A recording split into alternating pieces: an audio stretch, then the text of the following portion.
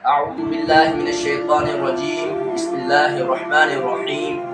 يا أيها الذين آمنوا اتقوا الله ولتنظر نفس ما قدمت لغد واتقوا الله إن الله خبير بما تعملون. صدق اللہ العلی العظیم. انتہائی محترم سامعین اکرام، آج میں آپ کے سامنے قرآن مجید کی ایک چھوٹی سی آیت میں نے تلاوت کی ہے.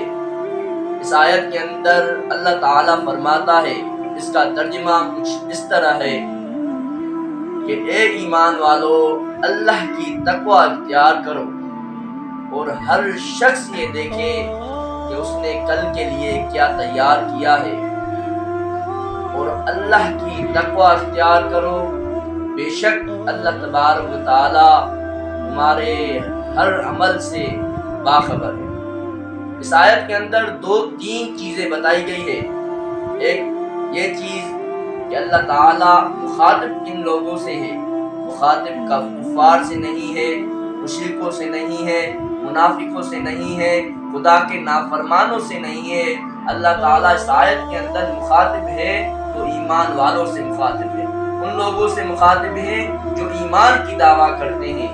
یا ایھا الذین آمنوا، اے ایمان والو، اے ایمان کا دعویٰ کرنے والو، اتقوا اللہ، اللہ کا خوف اختیار کرو، اللہ کی تقوی اختیار کرو، اللہ سے ڈرو اس دن کے بارے میں کہ ہر شخص یہ دیکھے اس نے کل کی کیا تیاری کی ہے، آخرت کے دن کی کیا تیاری کی ہے، قیامت کے دن کی کیا تیاری کی ہے، حساب کتاب کے دن کی کیا تیاری کی ہے. تعالیٰ اس آیت کے اندر ہمیں یہ بتانا چاہتا ہے کہ اپنا احتساب کرو، اپنا جائزہ لو کہ آپ نے اس کل کے دن کے لیے کیا تیار کیا ہے، کون سی تیاری کی ہے. اتقوا اللہ واتقوا اللہ، اللہ سے ڈرو، اللہ سے ڈرو. 2 دفعہ اللہ تعالیٰ نے یہ بات فرمائی کہ اللہ سے ڈرو. ان اللہ بما تعملون خبیر، اللہ تعالیٰ آپ کے ہر عمل سے باخبر ہے. آپ کا کوئی ایسا عمل نہیں ہے، آپ کا کوئی ایسا کام نہیں ہے جو اللہ سے چھپا ہوا ہو.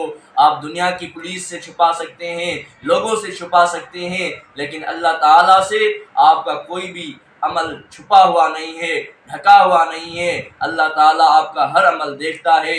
تو اللہ تعالیٰ سے دعا ہے اللہ تعالیٰ مجھے اور آپ کو اس آیت کو سمجھنے اور اس پر عمل کرنے کی توفیق عطا فرمائے. وما علینا الا البلاغ.